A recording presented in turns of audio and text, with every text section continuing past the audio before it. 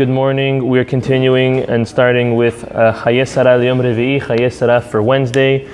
May the learning this morning be a specific Ilui Nishma, elevation for the soul of Shaul ben Sarah Levi, our dear friend, who at this moment is in process, in transit into Olam Haba B'ezrat Hashem, into Gan Eden B'ezrat Hashem. Sefer Okeach says as follows: Bivraita Rabbi Pinchas yesh ovdin lakadosh baruch hu b'yirah u'be'ema gedola u'pachat meruba. So he says as follows: we already spent 2 or 3 days discussing what the mitzvah of the love of HaKadosh Baruch Hu is, as love of Ahavat Hashem. Now we're going to speak about Yirat Hashem, the fear of HaKadosh Baruch Hu. So he says over here, there are those who are very, very fearing of HaKadosh Baruch Hu and understand His awe, obviously, and they serve HaKadosh Baruch Hu through fear, the fear that He had for them, and we'll soon see what the fear is. Okay? Umitpalelin linatzelen, and what they do is they pray to HaKadosh Baruch Hu to save them from klalot haktuvot, from curses, haktuvot ala mo'alin b'mitzvotav, curses that deserve, that are warranted and that deserve people who go against the mitzvot. Mo'alin b'mitzvot, they're going against the what do they have there? Yeah, going against, disobey the mitzvot. Ve'al ha'ovrim pekudav shel HaKadosh Baruch Hu ben ba'olam hazeh ben ba'olam haba. So what do? They're praying that if they have done something wrong, they're praying and asking HaKadosh Baruch Hu, please save me from the punishment in this world as well in the next world. So what's the punishment in this world? From sicknesses, makot, getting hit, machovim, anything that hurts, that they're not going to need anyone else, that no one else will command them and take over them, that they will be self-sufficient and self-deciding. They will not see death in a horrible way, or anything bad, for their descendants, that their lives will be prolonged and have a long, healthy, successful life. So what are they praying for the next world? For the next world, they're praying to be spared from any hardship, horrible things. Umina shechitut. Okay, Joel, puranut and shechitut. I'm not following. Okay, I'm going too fast. Sorry. Punishments and destructions. Umina yekidut, which is Burning fire. Umina yekidut shel esh shel geinom. Hatida lelahet ulvaer. So they're praying that all of the hardship and punishments and the fire lo alenu in Olam Haba will not be the person will not be punished with that. So that's what a person who fears, the Sefer Okeach is telling us, also prays for their success and well-being in this world as well as in the next world. Now he's going to tell us what the fundamental principle of fear is. We spoke about what the fundamental principle of love is, but now we're going to speak about what is fear. Fear is as follows: Shoresh hayir'ah shekashe lo la'asot ve'ozev ta'avato v'yitzro ba'avur yir'at Hashem. What? No. It's okay. Thanks. The fundamental principle of what it means to fear HaKadosh Baruch Hu is that this person cannot leave the will of God. It hurts him to leave the will of God, and what he does is he leaves his temptation and his lust. Look what he says: Shekashe lo la'asot. It's hard for him to do for God. He wants to, but it's hard. So what does he do? But he still goes and he makes it a point to ozev ta'avato v'yitzro ba'avur yirat Hashem. Because of the fear that he has for Hashem, he overcomes it and he overcomes his lust and abandons his lust and his desire. Hazaku Baruch. ויצור בעבור יראת השם וירא פן לא יהיה תמים לפני השם כמו אברהם תכתיב כי ירא אלוהים אתה. So as follows, a person's always going to fear, this person that fears God is always going to be scared, maybe I'm not complete in front of HaKadosh Baruch Hu. As we read in last week's parasha, but finally Avraham Avinu was now complete, tamim. How so? Because he finished his Brit Milah. But more importantly, as he's going to say, that was the greatest. Kizeh gadol min hanesionot. This was the greatest of, Kireh Elokim Ata was by the Akedah.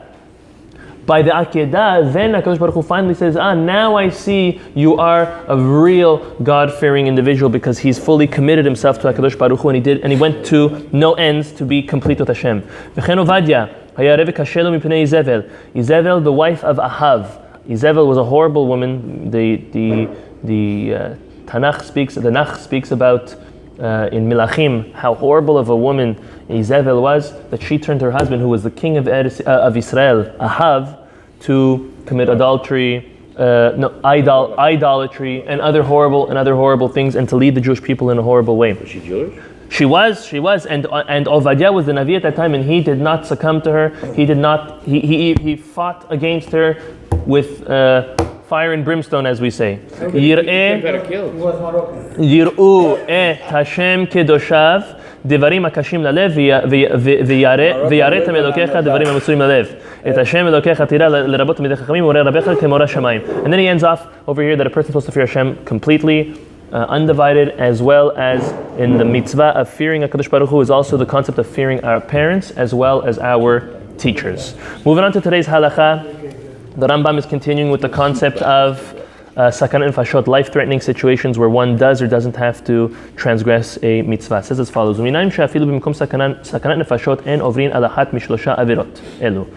we said that any type of life-threatening situation, you can do anything against the Torah except for the three cardinal sins: murdering someone, committing adultery, or idolatry.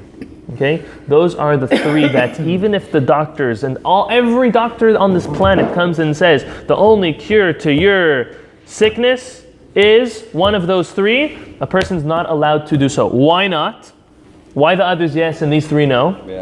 Shneimar ve'ahavta et Hashem Elokecha b'chol levavecha v'chol nafshecha v'chol me'odecha. So we know that pasuk very well. Afilu hu notel et nafshecha.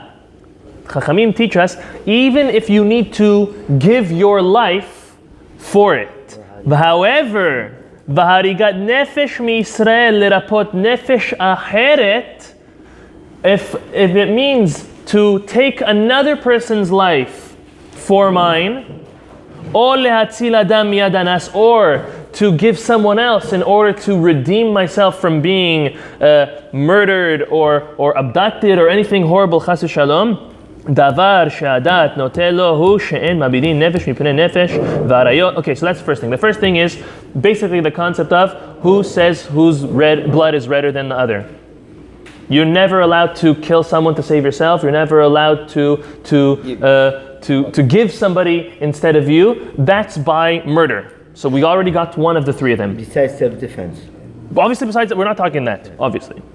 Now, v'arayot, adultery, is hukshu linfashot, is now attached to that same limud. How? Shneimar, ki kasher yakum mishal re'u urtzacho nefesh ken hadavar hazeh. This is a pasuk in Deuteronomy, in Devarim, that says that the same way a person who gets up and kills, it's speaking about arayot, speaking about improper and illicit relationships, it says that it's the exact same thing as if someone got up and killed someone. In other words, what the Rambam is teaching us, the Torah is teaching us, is that when one violates the laws of illicit relationships, inappropriate relationships, it's as if they are killing that other person. So therefore, okay, it brings it in. Now, obviously, it spoke about there about the rape. I'm almost positive. However, it's brought and connected to in all instances of prohibited relationships. Mutual consent. Very good.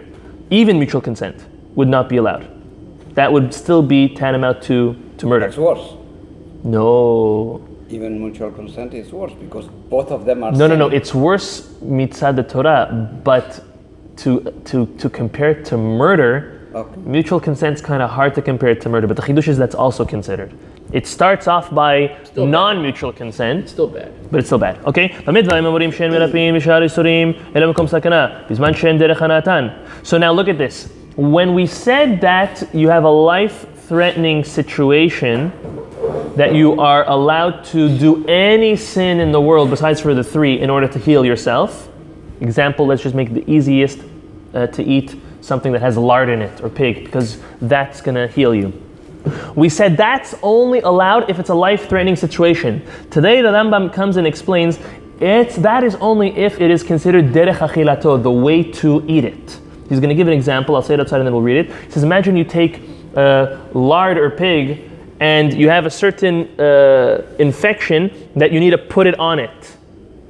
Is that only if it's a life-threatening infection, or even if it's not? Even if not. So there we go. The answer is that since it's not, you're not enjoying it or digesting it or doing what you're supposed to do as the prohibition was meant to be done, then you're allowed to, even if it's not life-threatening situation. So let's read that inside. Is this applicable to heart valves that they have used? No, that's Pig hearts to keep you alive. It's a better valve. To eat it or to put it in your body? Put it in the body. Obviously. That's a life-threatening situation, even in a non-life-threatening situation. So let's read it. We have to continue. I'm sorry.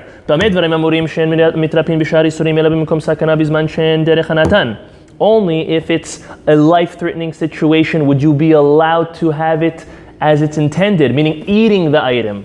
Okay? If you'd have to give bugs or creepy crawlers to a sick person, or chametz on Pesach, which is very, very common, or feeding someone on Yom Kippurin, if it's not the way to benefit from it, best idea would be fruit. We won't get into the other ones right now.